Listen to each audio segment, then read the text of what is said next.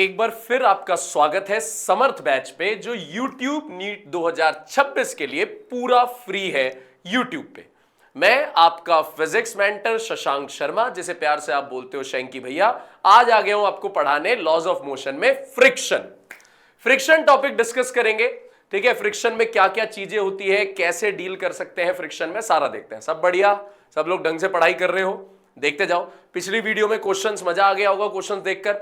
अब आज भी क्वेश्चंस हैं, लेकिन क्वेश्चन से ज्यादा आज टॉपिक्स ज्यादा हैं। टॉपिक्स पे काम करना है, समझना है क्या क्या चीज होती है फ्रिक्शन रिलेटेड, क्या क्या कंसेप्ट आते हैं, क्या होता है, सब कुछ फ्रिक्शन रिलेटेड हमें सीखते जाना है। तो तैयार रहिए फ्रिक्शन के आज के टॉपिक को डिस्कस करने के लिए। और सबसे पहले अटेंडेंस दे दीजिए, सैटरडे का टेस्ट भी है, याद रखना सैटरडे को टेस्ट है। यस, रेडी रहना सैटरडे के टेस्ट के लिए। चलो स्टार्ट करते हैं। सबसे पहले फ्रिक्शन में हमारे पास क्या कंसेप्ट आते हैं देखते हैं। देखो, फ्रिक्शन में देखो, फ्रिक्शन फोर्स जो होती है वो अपोजिंग फोर्स होती है। अपोजिंग फोर्स जो मोशन को अपोज करती है, रिलेटिव मोशन को अपोज करती है दो सरफेसेस के बीच लगती है और मोशन को अपोज करती है। यानी अगर ये मेरे दोनों हाथ मूव कर रहे हैं आगे पीछे, तो जो आगे जा रहा है इसे पीछे की तरफ रोकेगी और जो पीछे जा रहा है उसे आगे की तरफ रोकेगी। मतलब हमेशा मोशन को अपोज करेगी रिलेटिव मोशन को।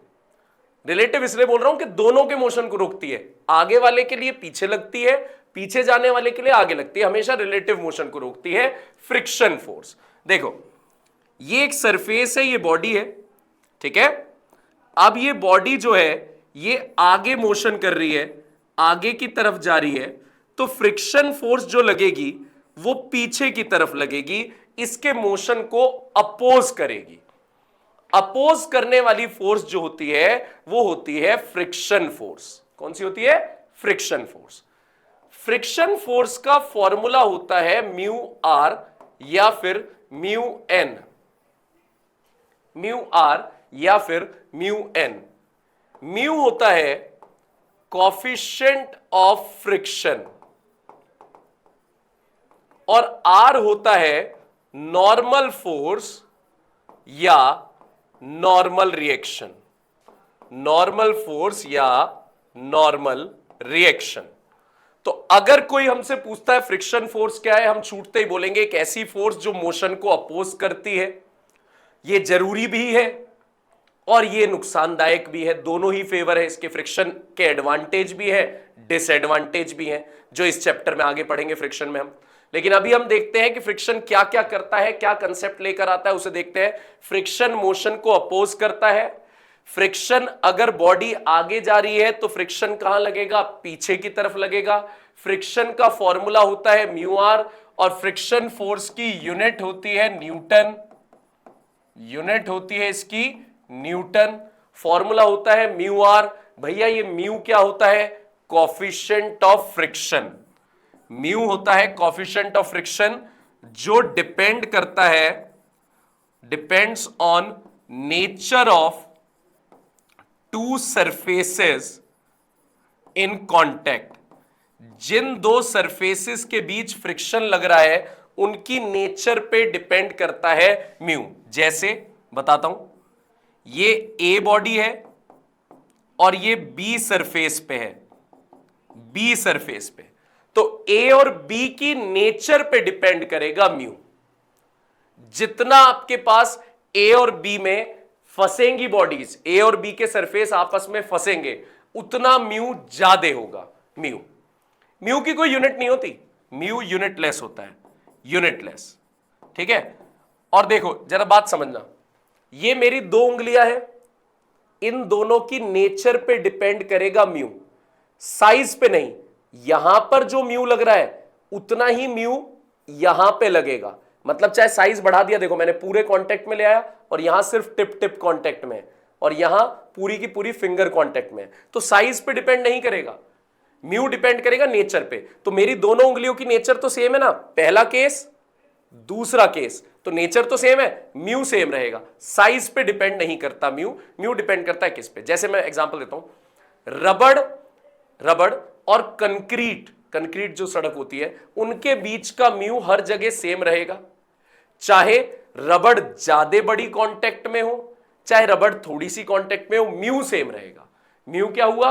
म्यू होता है कोफिशिएंट ऑफ फ्रिक्शन, जो दो सरफेसेस की नेचर पे डिपेंड करता है, म्यू की कोई यूनिट नहीं होती है। चलो आगे बताता हूं। आर या फिर एन, आर या एन होती है नॉर्मल फोर्स, जो मैंने पिछली क्लास में भी डिस्कस करी थी। नॉर्मल फोर्स कौन लगाता है? सरफेस। किस पे लगाता है? बॉडी पे। बॉडी पे हमेशा कैसे लगाएगा? परपेंडिकुलर। कैसे लगाएगा? परपेंडिकुलर। किस तरफ? ऊपर की तरफ। आर हमेशा सरफेस लगाएगा, ये सरफेस किस पे लगाएगा? बॉडी पे। कैसे लगाएगा? परपेंडिकुलर। किस तरफ? आउटवर्ड। इसे बोलते हैं आर। परपेंडिकुलर होगा, आउटवर्ड होगा। कौन अप्लाई करेगा? सरफेस। किस पे अप्लाई करेगा? बॉडी पे अप्लाई करेगा। ठीक है, यूनिट क्या होगी? क्योंकि फोर्स है तो यूनिट क्या रहेगी? न्यूटन। पहले केस में मैंने आर बता दिया आपको। ये अगर ढलान पे बॉडी रखी हुई है, ढलान पे, तो ये ढलान इस बॉडी पे आर ऐसे लगाएगा, परपेंडिकुलरली आउटवर्ड। ठीक है, अगर बॉडी को आपने यहां होल्ड करा रखा है ऐसे, तो ये सरफेस बॉडी पे फोर्स लगाएगा परपेंडिकुलरली आउटवर्ड। ये होता है आर, यानी नॉर्मल फोर्स या नॉर्मल रिएक्शन। इसे कैपिटल आर या कैपिटल एन दोनों से डिनोट करते हैं, नॉर्मल फोर्स या नॉर्मल रिएक्शन। भैया अलग अलग केसेस समझा दो, बिल्कुल समझाता हूं। जैसे देखो, एक केस ये है, ये बॉडी यहां पे रखी हुई है इस तरीके से, है ना, तो आर की वैल्यू कितनी होगी? समझा रहा हूं। ये आर लग रहा है ऊपर, mg लग रहा है नीचे। mg वेट तो नीचे लगता है, तो इस केस में और कोई फोर्स नहीं है, इसलिए r बराबर किसके होगा? mg। क्योंकि ना ये बॉडी ऊपर जा रही है हवा में, ना जमीन के अंदर धस रही है, ना हवा में ऊपर जा रही है, ना जमीन के अंदर धस रही है, यानी r बराबर किसके रहने वाला है? mg के रहने वाला है इस केस में। देखो एक और केस देखो, समझो। ये लो, आर थीटा। ठीक है, ढलान पे हमेशा mg के दो कंपोनेंट्स काम करते हैं, सिखाया है आपको। नीचे की तरफ खींचता है mg साइन थीटा, और बिल्कुल यहां पे होता है r के सामने mg कॉस थीटा। तो ना तो ये बॉक्स हवा में ऊपर जा रहा है, ना इस ढलान के अंदर धस रहा है, अंदर भी नहीं धस रहा। तो इसका मतलब इस केस में R बराबर किसके होगा? mg cos थीटा के, mg cos थीटा। और दिखाता हूं केस में और सीन क्या बन सकता है। देखो ये बॉक्स है, इस पे आपने फोर्स लगाई F इस तरीके से थीटा एंगल पे, तो आपको पता है नीचे की तरफ क्या लगेगा? mg। ऊपर की तरफ क्या लगेगा? r perpendicular. तो बच्चे क्या करते हैं, जल्दबाजी में r बराबर mg लिख देते हैं, जो गलत होता है, गलत होता है। आपको इस f के दो कंपोनेंट्स तोड़ने पड़ेंगे। f ऊपर जा रहा है तो इसके कंपोनेंट्स भी ऊपर जाएंगे, f ऊपर जा रहा है, कंपोनेंट्स भी ऊपर जाएंगे। एंगल के साथ वाला होगा cos थीटा और सामने वाला कंपोनेंट होगा sin थीटा। ऐसा मैंने आपको सिखाया है, एंगल के साथ वाला cos थीटा और एंगल के सामने वाला sin थीटा। अब आप देखो कितनी फोर्स ऊपर लग रही है, R और F sin थीटा। भाई F का एक कंपोनेंट F sin थीटा भी तो ऊपर लग रहा है। F का जब आप टेढ़ी फोर्स लगा रहे हो तो उसमें से एक कंपोनेंट किस तरफ खींचना चाह रहा है? ऊपर। इसका मतलब R और F sin थीटा किस तरफ काम कर रहे हैं? ऊपर की तरफ। तो सुनो क्या बैठेगा, इस बॉक्स को ऊपर खींचना चाह रहा है R और इसे ऊपर खींचना चाह रहा है F sin थीटा, और नीचे खींचना चाह रहा है mg। कौन खींचना चाह रहा है? mg। तो क्या ये बॉक्स ऊपर जा रहा है? नहीं, क्या ये बॉक्स नीचे जा रहा है? नहीं। तो इस केस में जितनी फोर्स इसे ऊपर खींचना चाह रही है उतनी फोर्स नीचे खींचना चाह रही है, यानी इस केस में आर की value mg minus F sine theta है। mg minus F sine theta, ये नहीं है, आर की वैल्यू mg नहीं है, आर की वैल्यू है mg minus F sine theta. आपको ये याद रखना है, ये याद रखना है। यानी अगर वो कैसा भी केस पेपर में बिगाड़ने की कोशिश करे तो आप घबराना मत। टेढ़ी फोर्स है तो उसके कंपोनेंट्स तोड़ना, और ऊपर वाली फोर्स और नीचे वाली फोर्स बराबर हो जाएगी क्योंकि वो कहीं भी जाना नहीं चाह रहा है। अब देखो, अब मैं आपको बताता हूं angle of repose, angle of repose या angle of sliding. Angle of repose या एंगल ऑफ स्लाइडिंग क्या होता है, जरा थोड़ा सा आपको यह समझा दूं। देखो, जब आप किसी सरफेस पे बॉडी रख रहे हो, ठीक है, और धीरे धीरे इस सरफेस को ऊपर उठाते जाओ, ठीक है, आपने एक रफ सरफेस पे बॉडी रखी, ये बॉक्स रख दिया, अभी ये फिसल नहीं रहा है, आप इस रफ सरफेस को धीरे धीरे ऊपर उठाते जाओ, अभी भी नहीं फिसल रहा, तो आप इस रफ सरफेस को थोड़ा सा और ऊपर उठाओ, ये बॉक्स रखा हुआ है, ठीक है, आप धीरे धीरे इसे ऊपर उठाते जाओ, इस सरफेस को तब तक उठाते जाओ जब तक बॉक्स फिसलना स्टार्ट ना कर दे। आपको सिर्फ उसे फिसलना स्टार्ट करवाना है, अभी उस बॉक्स ने एक्सेलरेशन नहीं पकड़ा है। अंतर है दोनों बातों में, अभी उसने रफ्तार नहीं पकड़ी है, बस फिसलना स्टार्ट किया है, इनिशियल स्टेट में है। तो आप धीरे धीरे इस रैंप को ऊपर उठाते जा रहे हो और तब तक उठाते जा रहे हो इसके ऊपर रखा हुआ बॉक्स फिसलना स्टार्ट ना कर दे, ठीक है। जैसे ही स्टार्ट करे फिसलना उसी वक्त रोक देना और एंगल देख लेना कि भाई कितने एंगल पे फिसलना स्टार्ट किया है। उस एंगल को बोलते हैं एंगल ऑफ रिपोज या एंगल ऑफ स्लाइडिंग, एल्फा।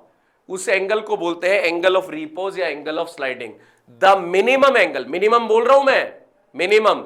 अब आप कहो बॉक्स इस पे रख दिया, भैया ऐसे कर दो कोई भी बॉक्स नहीं रुकेगा, सब गिर जाएंगे। अबे यार, मैं कह रहा हूं मिनिमम, जहां से वो फिसलना स्टार्ट करे, इसलिए धीरे धीरे उठा के देखो, इस पे रखा हुआ बॉक्स जब फिसलना स्टार्ट कर दे उसे बोलते हैं एंगल ऑफ रिपोज या एंगल ऑफ स्लाइडिंग। क्या बोलते हैं? एंगल ऑफ रिपोज या एंगल ऑफ स्लाइडिंग।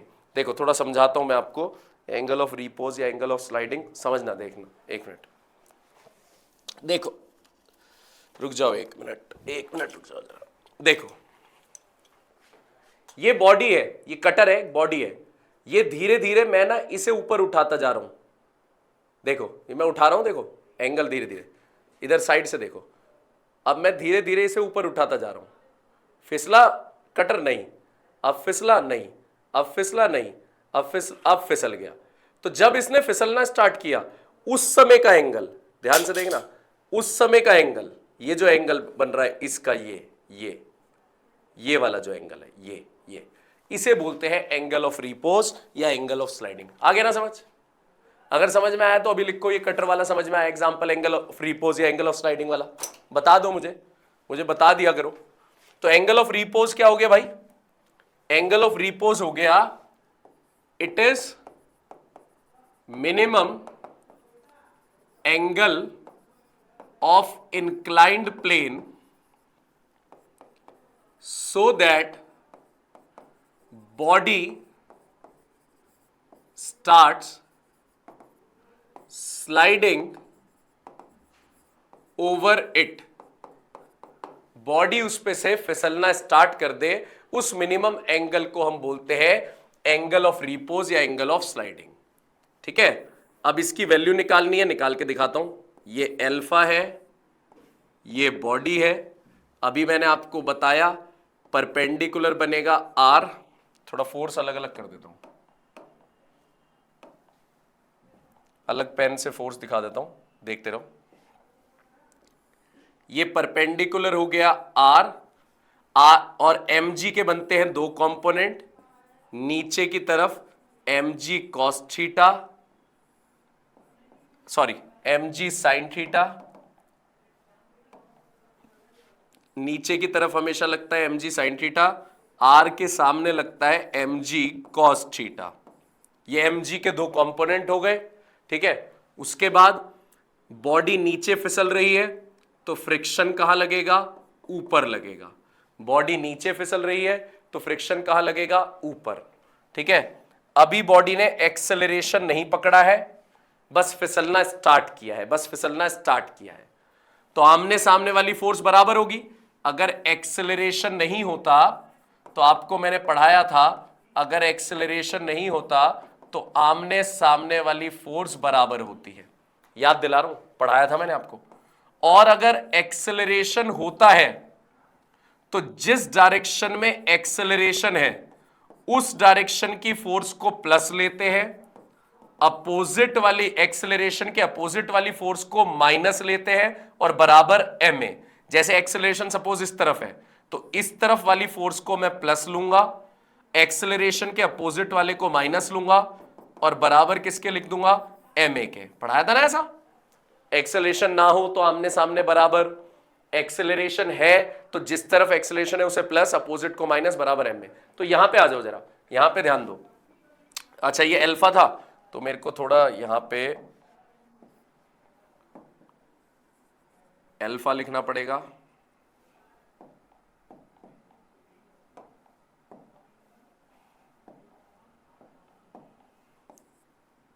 ये अल्फा आ गया, आ जाओ। अब भाई एक्सेलरेशन तो है नहीं, बस फिसलना स्टार्ट किया है, तो आमने सामने वाली फोर्सेस को बराबर, तो आर तो बराबर किसके आ गया, एम जी कॉस एल्फा के, आर बराबर एम जी कॉस एल्फा के।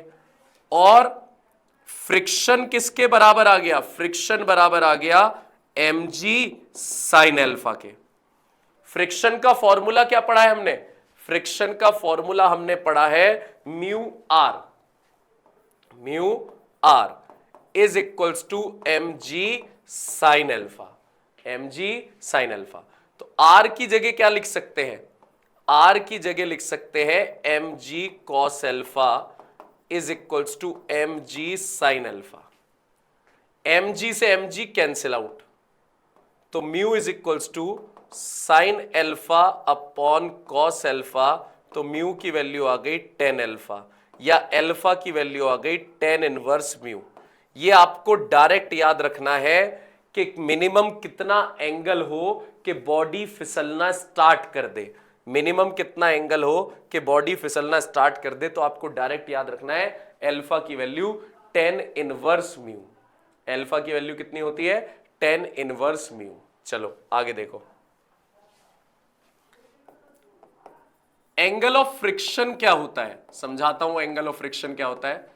एंगल ऑफ फ्रिक्शन की वैल्यू भी सेम आती है रिपोज जितनी, 10 इनवर्स म्यू, लेकिन ये होता क्या है जरा वो सिखाता हूं। एंगल ऑफ फ्रिक्शन ध्यान से देखो, ये एक बॉडी है,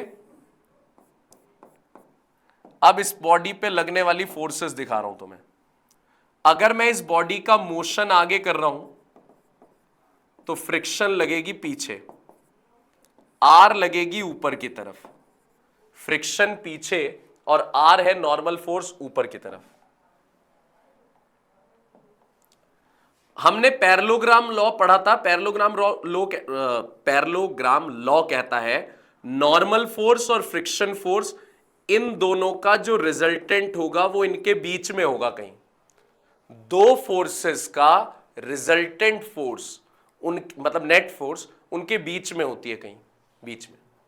तो एंगल ऑफ फ्रिक्शन क्या होता है, रिजल्टेंट फोर्स और नॉर्मल फोर्स के बीच का एंगल। अगर आपसे कोई पूछे एंगल ऑफ फ्रिक्शन क्या होता है तो आप जवाब देंगे ये एंगल होता है रिजल्टेंट फोर्स और नॉर्मल फोर्स के बीच का angle. It is angle between normal force and resultant force. और ये याद रखना ये रिजल्टेंट किस किस का है, ये मैंने आपको बता दिया ये रिजल्टेंट किस किस का है। ये रिजल्टेंट है नॉर्मल फोर्स और फ्रिक्शन फोर्स के बीच का। तो भाई जरा इसे मैं उठा रहा हूं यहां पे, ध्यान से देखिएगा। ये एंगल थीटा है, ये क्या है, आर है, आर। ये फ्रिक्शन है तो ये वाला भी क्या है, फ्रिक्शन।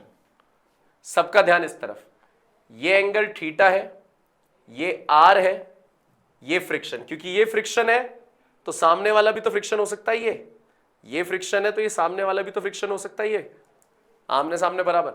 तो यहां से मैं टेन थीटा बना रहा हूं, tan theta perpendicular upon base, perpendicular आ गया फ्रिक्शन और बेस क्या आ गया आर, तो टेन थीटा आ गया परपेंडिकुलर अपॉन बेस। ठीक है जी, फ्रिक्शन का फॉर्मूला आप जानते हो, फ्रिक्शन का formula mu R upon R, R से आर कैंसिल, टेन थीटा की वैल्यू कितनी आ गई म्यू, तो थीटा की वैल्यू कितनी आ गई टेन इनवर्स म्यू, ये भी यही आ गया। अगर कोई पूछेगा एंगल ऑफ फ्रिक्शन, तो एंगल ऑफ फ्रिक्शन भी हमारे पास क्या आ गया, ये आ गया tan inverse mu. Clear to all? चलो ठीक है ना, मतलब डायरेक्ट वैल्यू याद रखनी है इनकी, ये तो मैं दिखा रहा हूं कैसे कैसे आता है। ठीक है, पीछे भी जो मैंने एंगल ऑफ रिपोज बताया था उसकी भी डायरेक्ट वैल्यू याद रखनी है, ये तो मैंने समझाया कैसे कैसे आता है, कि कल को अगर कोई क्वेश्चन घुमा के आने लगे तो तुम्हें तरीका पता है कि निकाला कैसे जाता है। अब जैसे अगर कोई मुझसे कह रहा है एक बॉडी नीचे फिसलती हुई आ रही है रफ सरफेस पे, तो उसका एक्सेलरेशन क्या होगा, acceleration of body sliding over rough inclined surface. अगर कोई हमसे पूछेगा तो भाई हमें रूल्स पता है, हम निकाल देंगे, बिल्कुल निकाल देंगे 100%, क्योंकि हमें रूल्स पता है। हमें पता है रफ सरफेस पे बॉडी नीचे फिसलती हुई आ रही है तो उसका एक्सेलरेशन क्या होगा। ये लो भैया, ये बॉडी बना दी। अब भैया ने सिखाया था कि पहले बॉडी पे बनने वाली फोर्सेस बना देना, बनाओ। एक तो भैया ने सिखाया था ये होती है नॉर्मल आर, एक नीचे की तरफ फोर्स खींचती है mg साइन थीटा, आर के एक सामने होती है mg कॉस थीटा। mg के दो कंपोनेंट होते हैं ना हर बार, mg के दो कंपोनेंट। बॉडी नीचे आ रही है तो फ्रिक्शन किस तरफ लगेगा, पीछे। इस बार बॉडी का एक्सेलरेशन है, एक्सेलरेशन ही निकालना है। क्या निकालना है, एक्सेलरेशन। और अभी आपको पीछे मैंने समझाया था, अगर एक्सेलरेशन होता है तो जिस तरफ एक्सेलरेशन है उसे प्लस लेंगे, उसके अपोजिट वाले को माइनस लेंगे और बराबर एम ए। ये मैं आपको 2 क्लास से कराता आ रहा हूं ये चीज। तो जरा आओ सॉल्व करते हैं इसे। अच्छा एक बात बताओ, इस तरफ तो कोई एक्सेलरेशन नहीं है, मेरा हाथ देखना, इस तरफ तो कोई एक्सेलरेशन नहीं है, तो आमने सामने वाली फोर्स बराबर, यानी आर बराबर किसके आ जाएगा, mg cos थीटा के। आर बराबर किसके आ जाएगा, आ गया ना समझ, mg cos थीटा के। और इस तरफ एक्सेलरेशन है, हाँ भाई इस तरफ तो एक्सेलरेशन है, तो जिस तरफ एक्सेलरेशन है उसे प्लस लो। एक्सेलरेशन नीचे है तो प्लस किसे लेंगे, mg sin थीटा को। किसे प्लस लेंगे, mg sin थीटा को। माइनस किसे लेंगे, फ्रिक्शन को। बराबर किसके रख देंगे, ma के, है ना। जिस तरफ एक्सेलरेशन है उसे प्लस, अपोजिट वाले को माइनस, बराबर किसके रख दिया, ma के। mg sin थीटा, फ्रिक्शन का फॉर्मूला क्या होता है, mu R is equals to ma। R की वैल्यू यहां से पुट कर दो, तो क्या बन गया, mg sin थीटा, आर की जगह आ गया mg cos theta is equals to ma।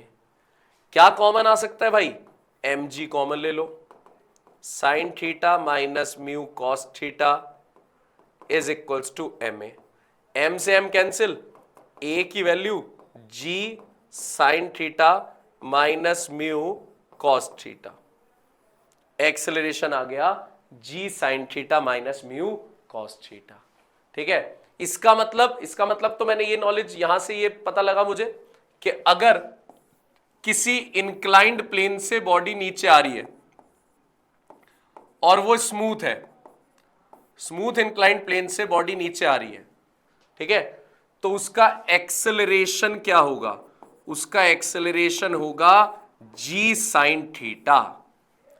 अगर स्मूथ सरफेस से बॉडी नीचे आ रही है तो उसका एक्सेलरेशन कितना होगा, g sin थीटा। और वहीं अगर बॉडी एक रफ सरफेस से नीचे आ रही है, रफ सरफेस, ये रफ बनाने का तरीका होता है, ऐसे डैश डैश डैश डाल देते हैं तो समझ जाते हैं कि रफ सरफेस से बॉडी नीचे आ रही है, तो उसका एक्सेलरेशन जी साइन थीटा नहीं होगा, उसका एक्सेलरेशन होगा g sine theta minus mu cos theta, क्योंकि फ्रिक्शन उसका एक्सेलरेशन क्या कर देगा, कम कर देगा। याद रखना भैया ये बात, देख लो, सीख लो, समझ लो, उसका फ्रिक्शन एक्सेलरेशन क्या कर देगा, कम कर देगा। ठीक है, डन। अब सुनो, फ्रिक्शन के टाइप्स क्या होते हैं, टाइप्स ऑफ फ्रिक्शन। फ्रिक्शन तीन तरह का होता है, फ्रिक्शन तीन तरह का होता है। स्टैटिक फ्रिक्शन, जरा बात समझना, ये न्यूमेरिकल में घुमाता है चीजों को। लिमिटिंग फ्रिक्शन,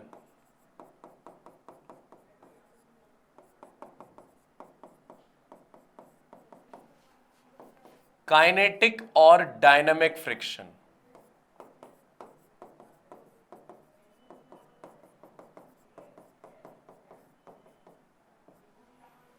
कुछ समझना, मैं कुछ यहां समझाना चाह रहा हूं, जरा समझना है यहां पे बात को।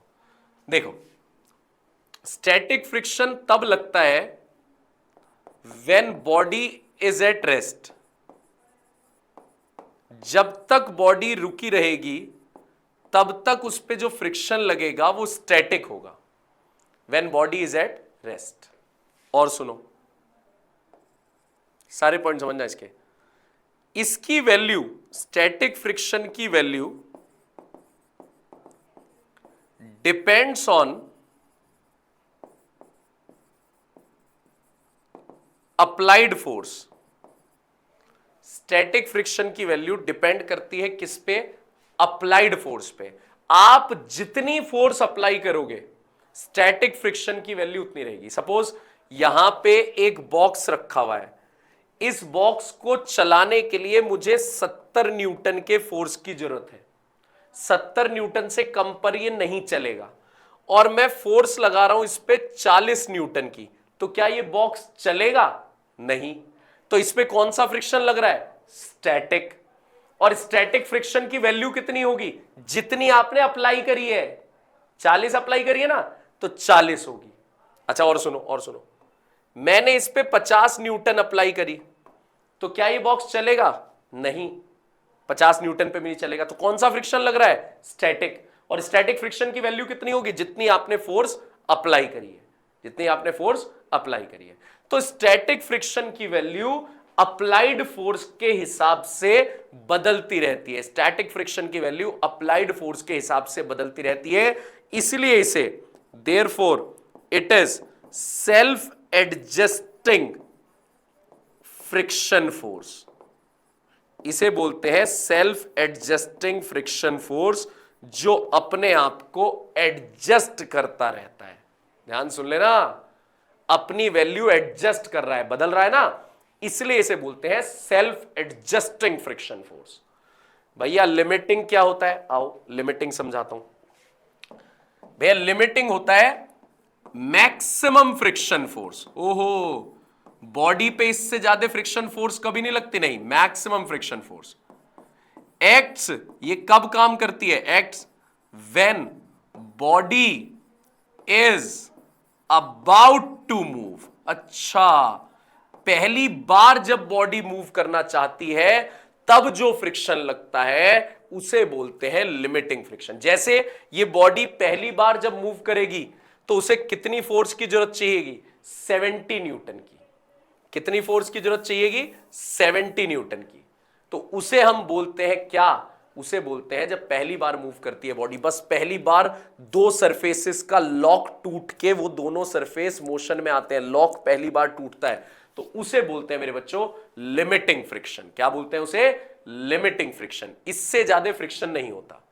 तो भैया ये बॉक्स 70 न्यूटन पे मूव कर रहा था, पहली बार 70 न्यूटन की ताकत की जब फोर्स लगी तब वो मूव कर रहा है। हां, तो मूव करने के बाद जब वो मोशन में आ जाता है तो फोर्स हल्की सी कम हो जाती है, फ्रिक्शन फोर्स, क्योंकि लॉक तो टूट गया ना भाई। पहली बार लॉक तोड़ने में ज्यादा ताकत, दो सरफेस आपस में फंसे हुए हैं, क्रस्ट ट्रफ आपस में फंस गए, तो पहली बार ये लॉक तोड़ने में ताकत ज्यादा लगानी पड़ी। लेकिन एक बार लॉक टूट गया तो वो थोड़ा कम ताकत लगती है।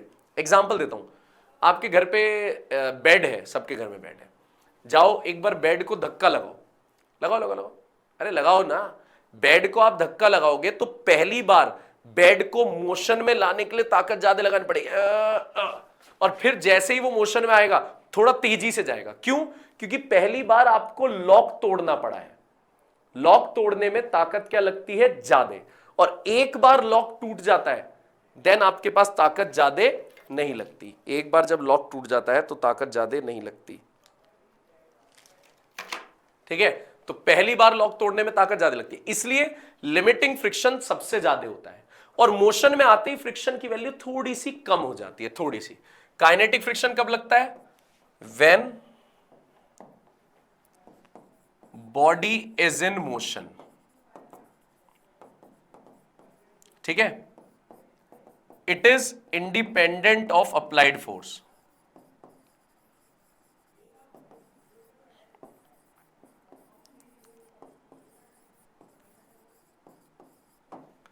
ये अप्लाइड फोर्स पे डिपेंड नहीं करता। आप कितनी भी फोर्स अप्लाई करो ये उस पे डिपेंड नहीं करता, ठीक है। तो इसका मतलब अगर मैं ग्राफ बनाने पे आऊं, किसका? फ्रिक्शन फोर्स का ग्राफ अप्लाइड फोर्स के साथ साथ, तो देखना जरा ग्राफ।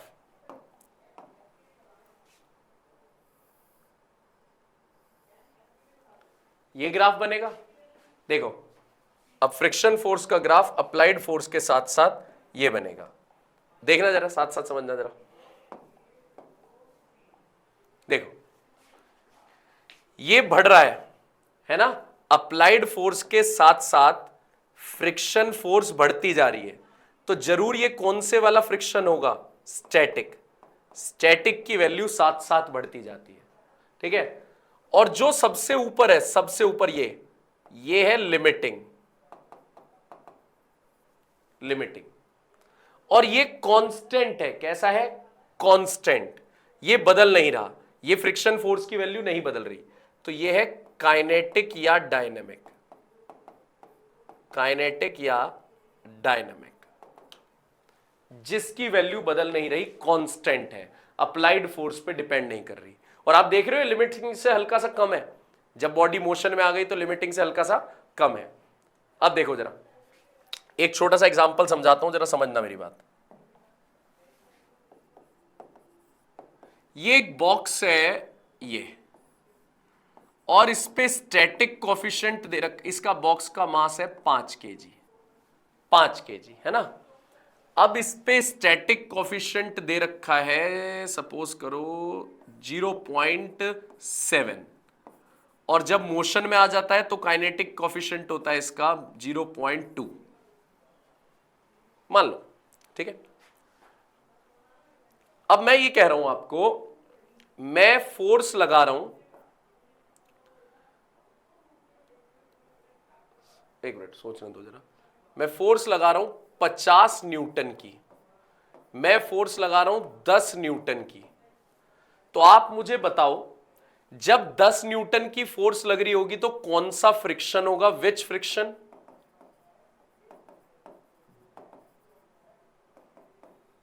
और उसकी वैल्यू कितनी होगी? जब 50 न्यूटन की लग रही होगी तो कौन सा फ्रिक्शन होगा और उसकी वैल्यू क्या होगी? जरा समझना मेरी बात समझना। फोर्स ऐसे लगाऊंगा मैं, अब समझना। आर ऊपर लग रहा होगा, mg नीचे लग रहा होगा, मास 5 है, g की वैल्यू 10 है, 50, ठीक है। और कोई तो फोर्स नहीं है, ठीक है। ये आगे जाना चाह रहा है तो फ्रिक्शन पीछे लग रहा होगा, ठीक है ना। तो आर ऊपर mg नीचे, तो आर बराबर तो हो गया mg के, यानी आर की वैल्यू आ गई 50। तो स्टैटिक फ्रिक्शन देखता हूं, देखो स्टैटिक कोफिशिएंट ये है, जब तक बॉडी रुकी हुई है, कब तक रुकी रहेगी वो बता रहा हूं। म्यू आर, म्यू कितना है स्टैटिक वाला? 0.7, और आर की वैल्यू कितनी है? 50। पॉइंट हट गया, ये 7 पंजे 35 न्यूटन। इसका मतलब ये है, इसका मतलब ये है, बात समझना, कि बॉक्स को मिनिमम चलाने में 35 न्यूटन की फोर्स चाहिए। ये जो स्टैटिक वाला म्यू होता है, इससे आपको यह पता लगता है कि बॉक्स को मिनिमम चलाने में कितनी फोर्स चाहिए। कितनी चाहिए? 35 न्यूटन। अब ये केस ए है। केस ए में आपने अप्लाई कितनी करी है फोर्स? 10 न्यूटन। और चलाने के लिए फोर्स कितनी चाहिए? 35। तो आपने तो 10 लगाई है, तो क्या ये मूव करेगा? नहीं। तो विच फ्रिक्शन, कौन सा फ्रिक्शन लग रहा होगा उस पर? स्टैटिक। कौन सा फ्रिक्शन लग रहा होगा? स्टैटिक। जवाब आ गया यहां पे। चलो बहुत बढ़िया भैया। हमने पहले क्या निकालना है? स्टैटिक म्यू से ये पता लगाना है, स्टैटिक वाले म्यू से ये पता लगाना है कि कितनी फोर्स की जरूरत पड़ती है बॉक्स को या बॉडी को चलाने में। भाई 35 न्यूटन की जरूरत है, लेकिन हमने लगाई कितनी है? 10 न्यूटन। इसका मतलब कितना फ्रिक्शन है? कौन सा फ्रिक्शन है? Static friction. बॉडी चलेगी नहीं। और स्टैटिक फ्रिक्शन की वैल्यू तो भैया ने बताई है अभी पीछे। स्टैटिक फ्रिक्शन की वैल्यू बराबर होती है अप्लाइड फोर्स के। किसके? अप्लाइड फोर्स के। अच्छा, तो वैल्यू इसकी कितनी होगी? 10 न्यूटन, ना कि 35 न्यूटन। 35 न्यूटन मत मान लेना। 35 तो आपको मैक्सिमम बताता है, लिमिटिंग कि कितना चाहिए। ठीक है, लिमिटिंग बताता है। अब देखो जरा, पीछे यही था हमारे पास जो मैं समझा रहा था आपको। वो बॉक्स वाला एग्जांपल देके मैं आपको यही समझा रहा था कि वो कितना आपके पास चलेगा, कितना चाहिएगा।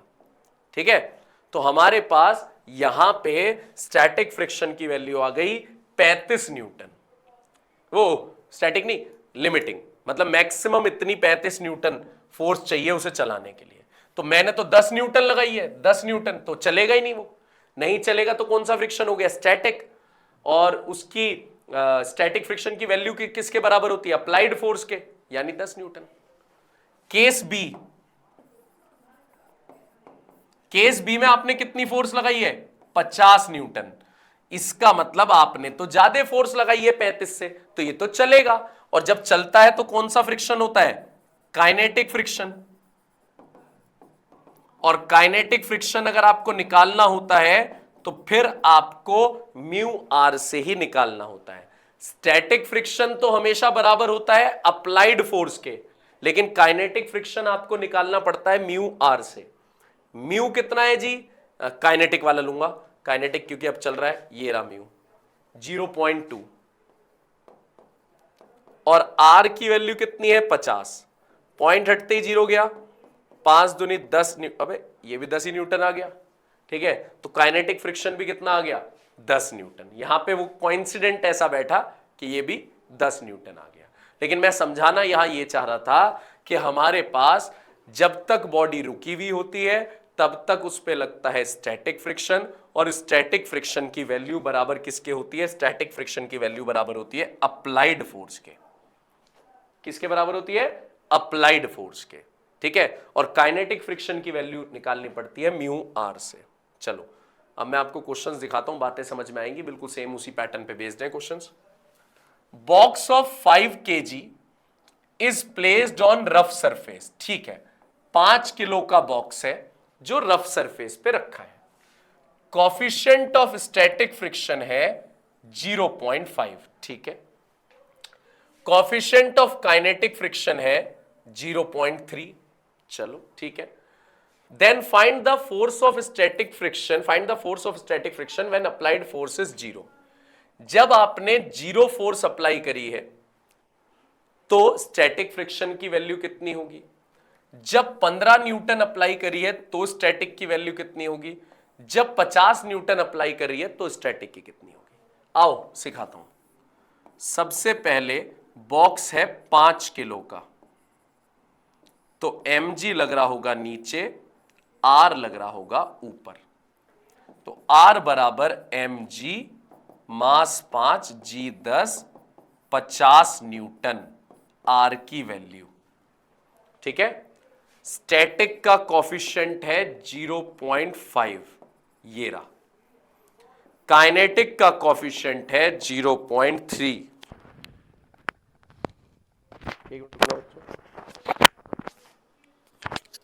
एक बार हो गया था ना जब मैंने ट्रांसमीटर रिसीवर बदल दिए थे। सही है, आज तो सही चल रहा है।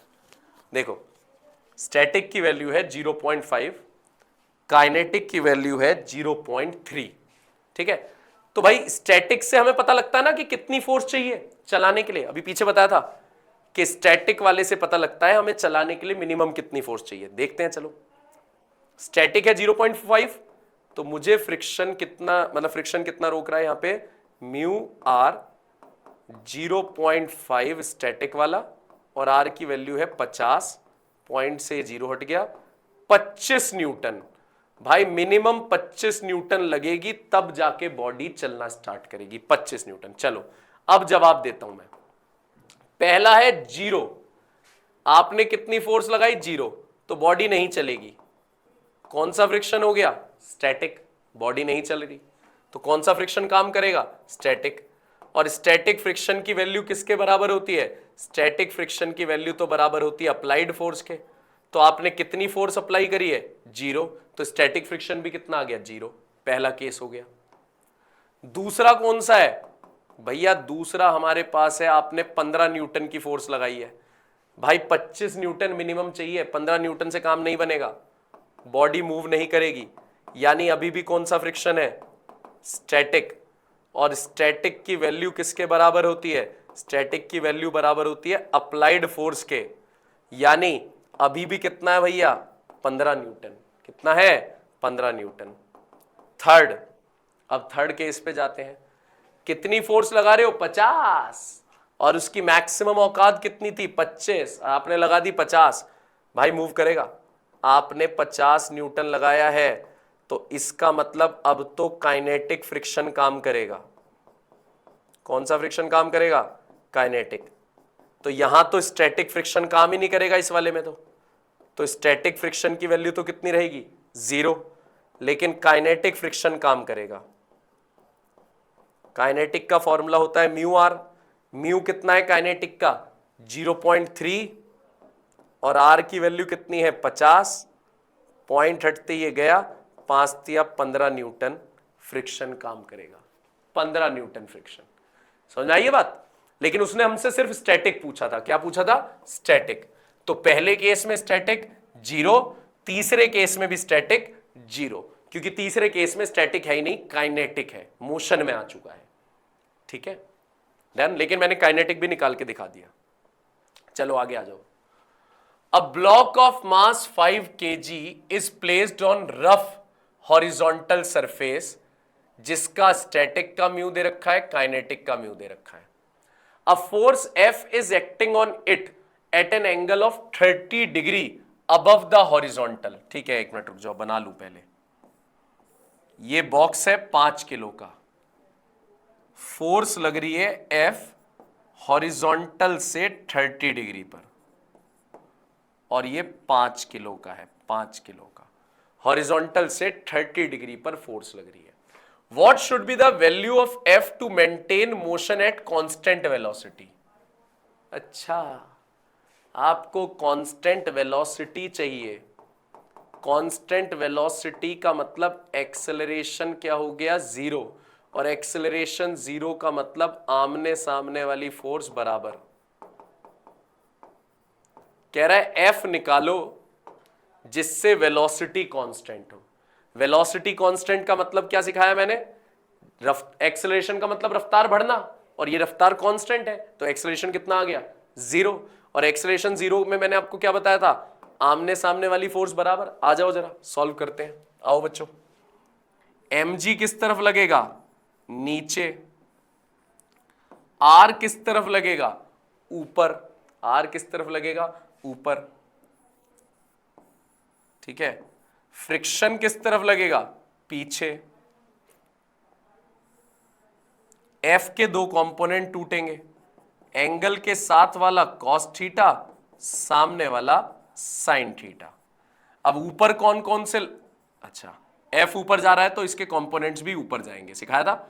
R और F साइन थीटा ऊपर है और mg नीचे है।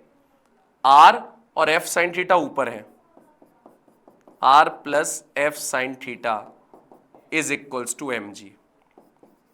R की वैल्यू आ गई mg minus F sine theta. R की वैल्यू आ गई mg minus F sine theta. आओ अब इधर समझो, आर तो हमें पता लग गया, अब ये भी तो आमने सामने वाली फोर्स बराबर होगी, यानी एफ कॉस थीटा बराबर किसके होगा, फ्रिक्शन के। एफ कॉस थीटा बराबर किसके होगा, फ्रिक्शन के। एफ कॉस 30 फ्रिक्शन का फॉर्मूला होता है म्यू आर। एफ कॉस 30 की वैल्यू रख देता हूं, कॉस 30 की वैल्यू होती है √3/2 और आर की जगह लिखना है mg minus F sine 30। Sine 30 की वैल्यू हाफ, ठीक है ना भाई। एफ √3/2 म्यू आप लिखोगे क्योंकि अभी वो मोशन में है, कांस्टेंट वेलोसिटी से मूव कर रहा है, लेकिन है किसमें, मोशन में। तो मोशन में है तो म्यू कौन सा लगेगा, म्यू लगेगा काइनेटिक वाला 0.3। 0.3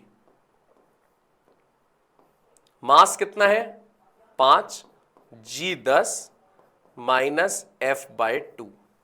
f/2 तो f √3/2 √3/2 इज इक्वल्स टू 0.3। जब अंदर मल्टीप्लाई होगा तो पॉइंट से 0 हट जाएगा, 5 या 15 हो जाएगा, ठीक है, माइनस 0.3 f/2।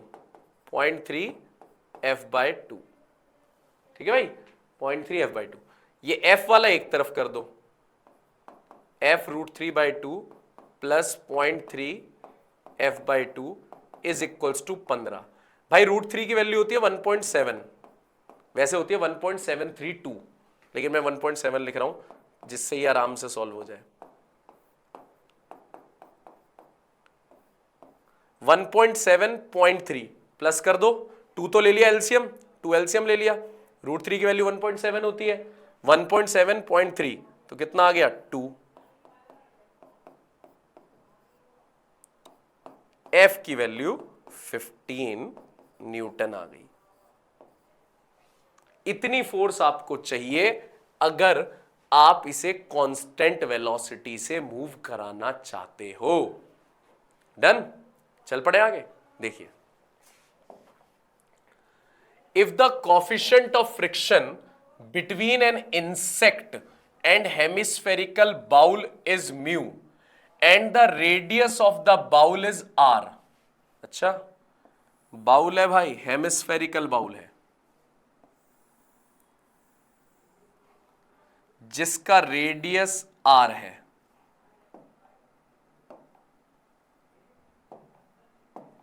ठीक है। Find the maximum height to which the insect can crawl up in the bowl. ये एक इंसेक्ट मान लो यहां पे है, ये कितना ऊपर तक जाएगा जिससे कि वो मतलब फिसले ना, मैक्सिमम कितना ऊपर तक जाएगा, मैक्सिमम कितना ऊपर तक जाएगा का मतलब हो गया, ये हमसे पूछा जा रहा है, ये एच हाइट हमसे पूछी जा रही है। क्या पूछा जा रहा है, एच हाइट। अब आप एक बात सुनो, इसका मतलब इस समय तो ये इंसेक्ट जो है वो ढलान पे है, ढलान पे, ये पूरा रेडियस आर है, ओहो, ये रेडियस भी क्या है, आर है, रेडियस आर है। अगर मैं इसे थीटा मान लू, इसे थीटा, ये पूरा आर था, नीचे वाली हाइट एच है, तो ये कितना होगा, ये पूरा क्या था आर, नीचे वाली हाइट है एच, पूरा आर है, नीचे वाली हाइट एच है, तो ये कितना होगा आर माइनस एच। क्या हो गया, R minus H.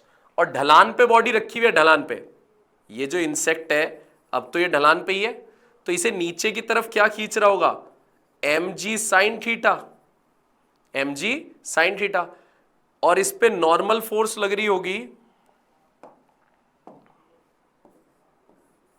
Normal force लग रही होगी आर, और आर के सामने लग रहा होगा mg cos थीटा, और नीचे फिसलने से रोक कौन रहा होगा, फ्रिक्शन, है ना।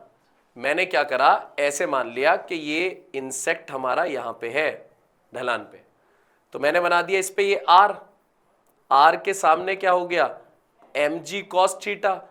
ये किधर, इसे नीचे कौन खींच रहा है फिसलने के लिए? mg sin theta. लेकिन फिसलने से रोक कौन रहा है? फ्रिक्शन। तो हम चाह रहे हैं मैक्सिमम कितना ऊपर तक पहुंच गया है, एक्सेलरेशन नहीं है अब वो, ठीक है, वो वहां पे स्टेबल है, रुका हुआ है।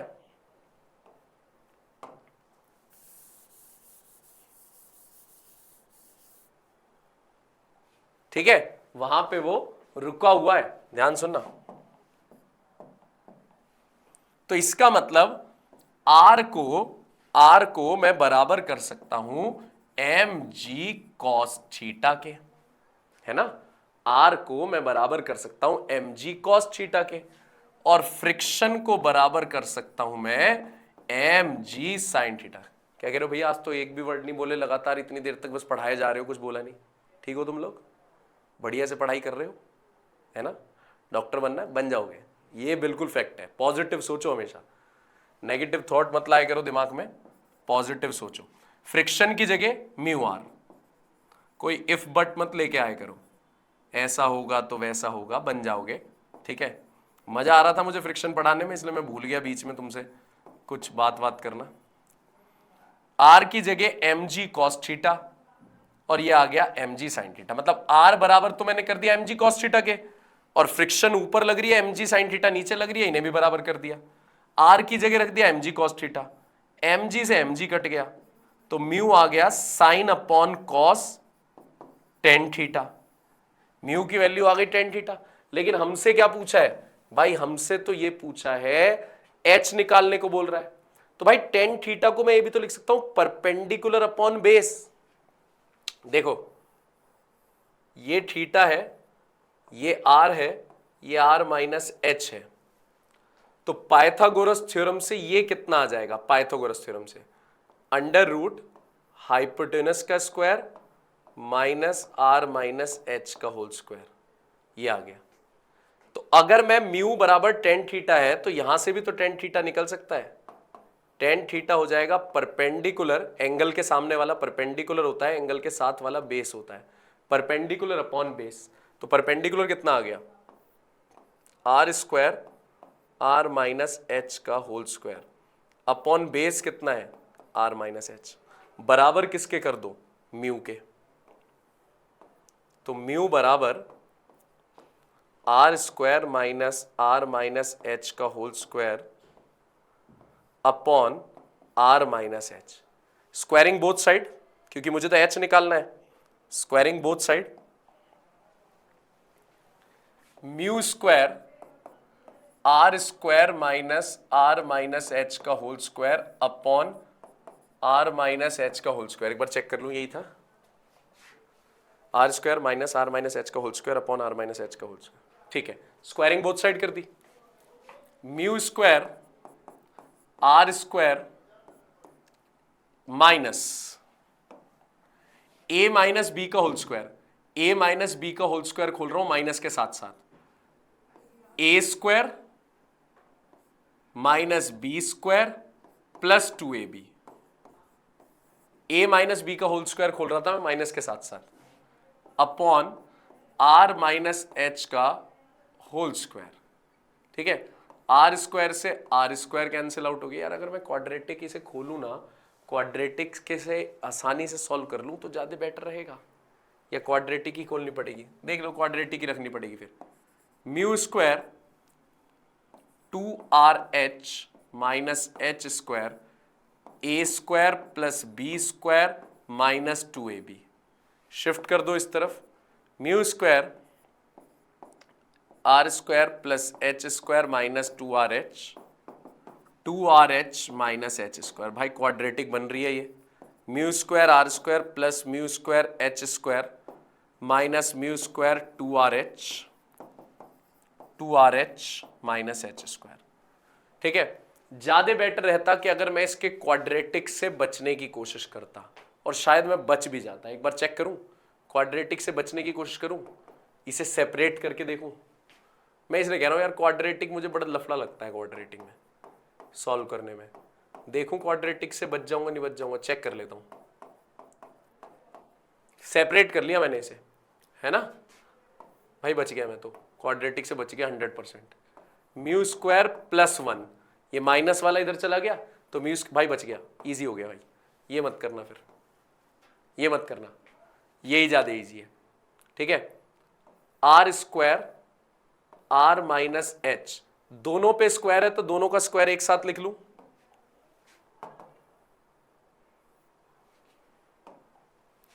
Are upon are minus H का होल स्क्वायर। स्क्वायर हटा के इधर अंडर रूट ले आऊं, म्यू स्क्वायर प्लस 1, तो इधर क्या बच गया, R upon are minus H, R upon are minus H. H अपने को निकालना है, रेसिप्रोकल मार दो, दोनों साइड रेसिप्रोकल कर दी, ठीक है, सेपरेट कर दो, हो गया सॉल्व। क्वाड्रेटिक से तो मुक्ति मिली मुझे, R by R minus H by R, 1 हो गया, एच बाय आर इधर जाके तो प्लस हो गया, और 1 माइनस ये पूरा इधर आ गया, आर ऊपर, एच की वैल्यू आ गई आर, सॉल्व। ये हाइट है। क्वाड्रेटिक के लफड़े से हम बच गए। क्वाड्रेटिक, देखो मैं कंसेप्ट आपको जो सिखाना चाह रहा हूं वो ऐसे सिखाना चाह रहा हूं कि कल को अगर आपके पास पेपर कोई हार्ड भी बनता है तो आपको कंसेप्ट आने चाहिए, कि मैं, और कोई इतना टफ नहीं होता कंसेप्ट, अगर कंसेप्ट सीखोगे तो चीजें आसान लगने लगती है। अब मैंने करा ही क्या है, ये रेडियस, ये रेडियस, कितनी हाइट तक ये इंसेक्ट गया उसे एच मान लिया, तो ऊपर बचा हुआ क्या हो गया, आर माइनस एच। इस इंसेक्ट पे कौन कौन सी फोर्स लगेगी, normal force R, capital R, नीचे एम जी कॉस थीटा, इधर खींचेगी एम जी साइन थीटा, फिसलने से रोकेगी फ्रिक्शन। बस उन वैल्यूज को आमने सामने वालों को बराबर रख के फिर टेन थीटा यहां से घुसाया जिससे एच आ जाए, ठीक है, और सॉल्व करके आंसर आ गया, ठीक है। बड़े क्वेश्चन से भागा मत करो कि अगर क्वेश्चन बड़ा आ गया तो भाई क्या करें हम, ना भागना नहीं है, आराम से सॉल्व करना है। अब देखो ये क्या है, बुक ऑफ 1 kg, 1 किलो की तो बुक है, बताओ, is held against the wall. अच्छा, वॉल के अगेंस्ट ये बुक है, इसका मतलब ये बुक है, ये वॉल है और ये बुक के अगेंस्ट हमने इसे रोका है by applying perpendicular force F. अच्छा, ये दीवार है, यहां बुक हमने रोक दी, क्या लगाकर, फोर्स लगाकर। कितनी फोर्स लगाकर बुक रोकी है, एफ, एफ फोर्स लगाकर। स्टैटिक फ्रिक्शन है 0.2, मिनिमम वैल्यू ऑफ एफ, कितनी फोर्स की जरूरत पड़ेगी कि नीचे ना गिरे। भाई एक बात सुनो, ये बुक है, दीवार की वजह से इस पे क्या लग रही होगी, आर, हम फोर्स कितनी लगा रहे हैं, एफ, इस बुक को नीचे कौन खींच रहा होगा, mg, बुक को गिरने से कौन रोक रहा होगा, फ्रिक्शन। हमें ये f निकालना है, तो पहले तो मैं कह रहा हूं r और f बराबर आमने सामने वाली फोर्स, r बराबर किसके आ गया, f के, और ये बुक नीचे गिरने से रुकनी चाहिए, इसका मतलब mg की बराबरी कौन कर रहा होगा, फ्रिक्शन। mg की बराबरी कौन कर रहा होगा, फ्रिक्शन।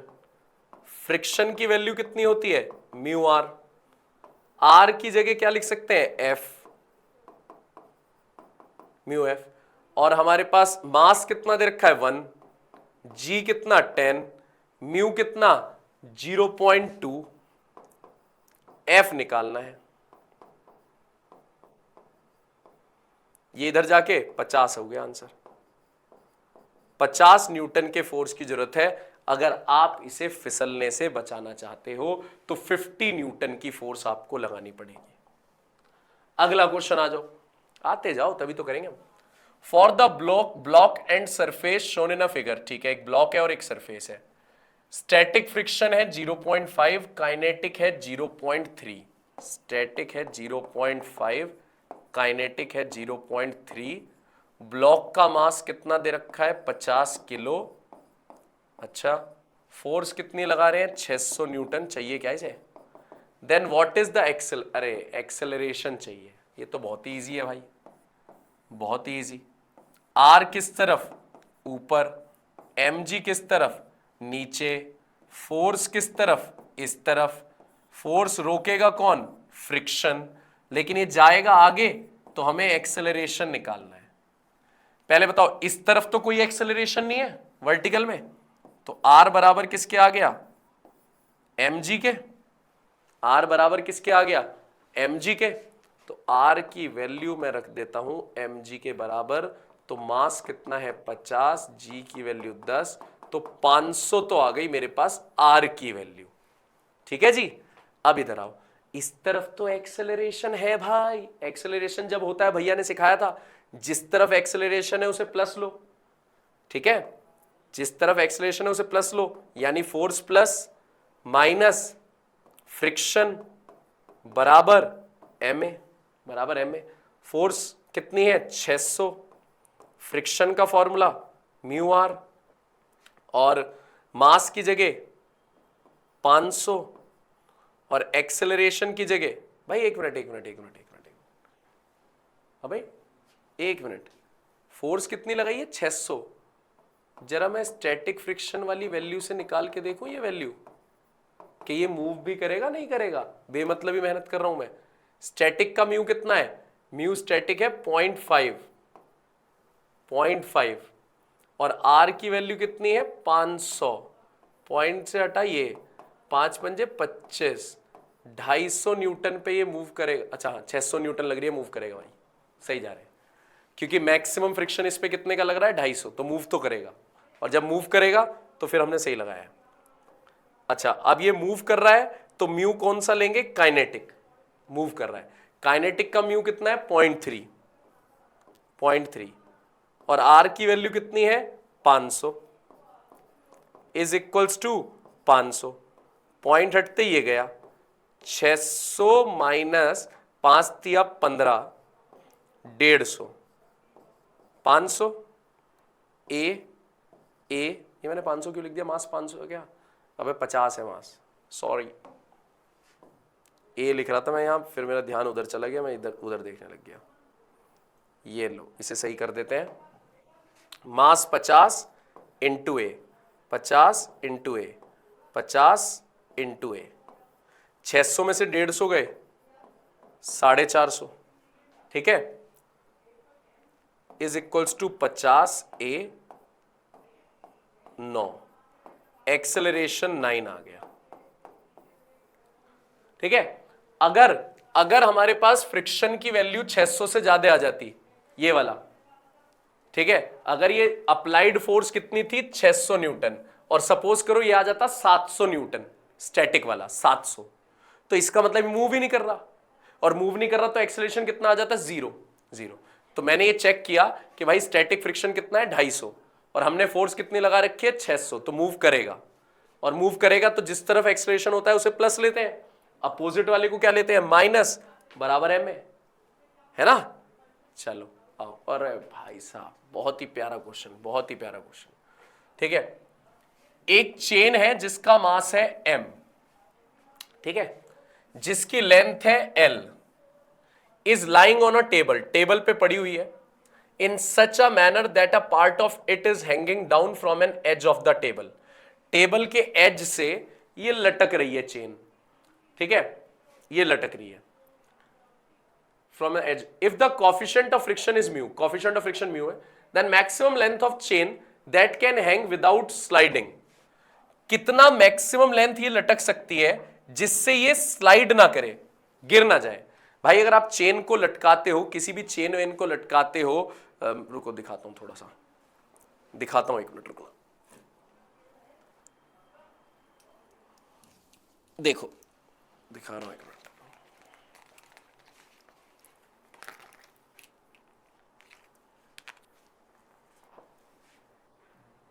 ये चेन मान लो, है ना, अब मैं आपको दिखाऊं, इस तरीके से दिखा रहा हूं,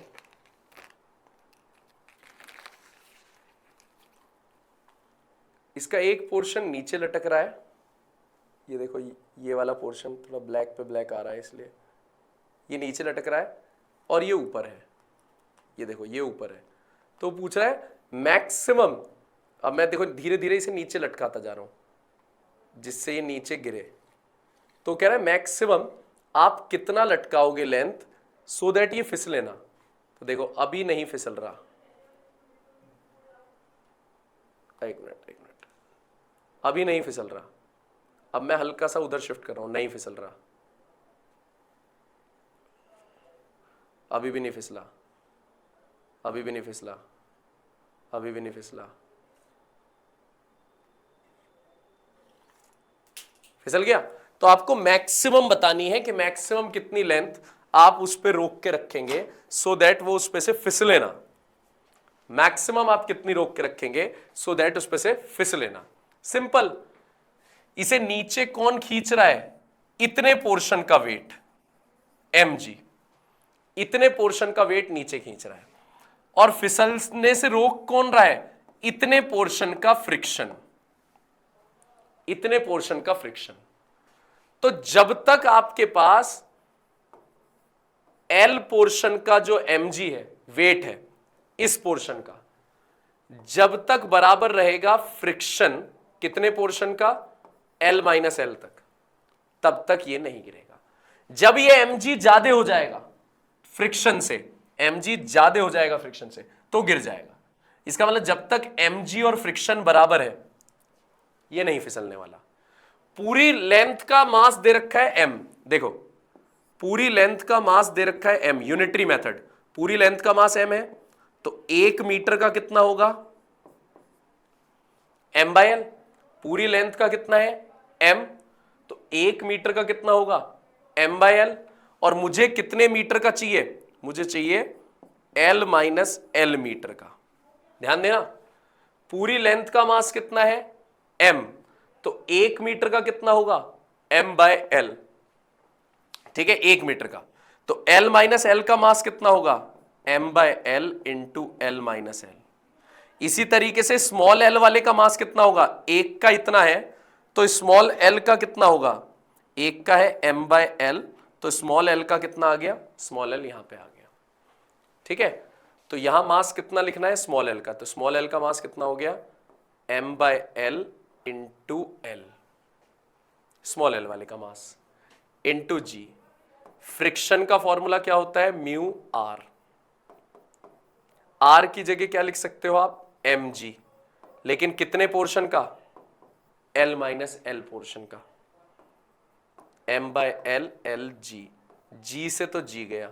ठीक है, m by L upon L mu, mass l minus L portion का ये रहा, m by L L minus L. Direct m से m काट दो, m से m डायरेक्ट काट दो, l से l काट दो, small l is equals to mu l minus mu small l। l वाले को एक तरफ ले जाओ, कैपिटल L, l कॉमन ले लो, 1 प्लस म्यू, तो स्मॉल l की वैल्यू डायरेक्टली याद कर लो, डायरेक्टली कि चेन का कितना हिस्सा नीचे लटकता है, डायरेक्ट याद कर लो, म्यू पूरी चेन की length upon 1 plus mu, mu पूरी चेन की लेंथ अपॉन 1 प्लस म्यू। इतना पोर्शन आप लटका सकते हो कि नीचे ना गिरे। तरीका दोबारा बता रहा हूं, इसे नीचे कौन खींच रहा है चेन को? इतने वाले पोर्शन का वेट mg, और ये फिसल क्यों नहीं पा रहा? क्योंकि फ्रिक्शन रोक रहा है। तो जब तक mg और फ्रिक्शन बराबर होंगे ये नहीं फिसलेगी, और अगर mg ज्यादा हो गया तो भाई फिसल जाएगी mg। लेकिन mg किसका लेना है? इस वाले पोर्शन का। और फ्रिक्शन किसका लेना है? l माइनस एल का। तो अब मास भी तो चाहिए। मास कैसे निकाला? पूरी लेंथ का मास m है, तो 1 मीटर का कितना होगा? m by L. तो 1 मीटर का इतना है, तो स्मॉल l मीटर का कितना होगा? स्मॉल l से मल्टीप्लाई कर दो। 1 मीटर का इतना है, तो l माइनस एल का कितना होगा? l माइनस एल से मल्टीप्लाई कर दो। मास पता लग गया दोनों पोर्शन का। इस पोर्शन का मास भी पता लग गया और इस पोर्शन का भी। इस पोर्शन का मास है, इस पोर्शन का मास है। ठीक है, फिर मास पता लगते ही मैंने लगा दिया यहां पे क्या कि mg की जगह वो फ्रिक्शन की जगह म्यू आर, आर की जगह mg, जिस जिसका मास था वो पुट किया, आंसर आ गया। और मैं कह रहा हूं ये डायरेक्ट याद कर लो, ये डायरेक्ट याद कर लो, काम आएगा आपके। ठीक है, चलो अब block A is 100 kg block, A जो है ये 100 किलो का है, B is 200 kg, B 200 kilo का है।